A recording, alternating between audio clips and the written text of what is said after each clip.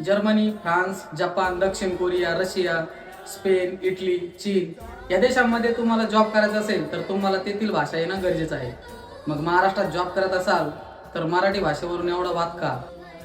समाजातील सर्वात मोठं दुर्भाग्य जर कोणतं असेल तर ते म्हणजे आपली संस्कृती, संस्कार, इतिहास, आपले पूर्वज कोण होते याचा विसर पडणे.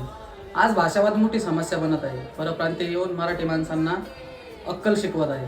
पण जेव्हा तुम्ही एखाद्या ठिकाणी पैसा कमवण्यासाठी, नोकरी करण्यासाठी जात असाल तर तुम्हाला तेथील लोकल लँग्वेज थोड्या प्रमाणात का होईना येणं गरजेचं आहे.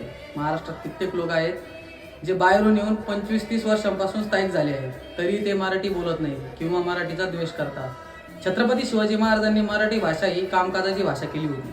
मराठी भाषा शिवाजी महाराजांनी प्रगल्भ केली आणि तीच भाषा आज वाचवण्यासाठी जर प्रयत्न करत असेल तर त्यात चुकीचं काय आहे?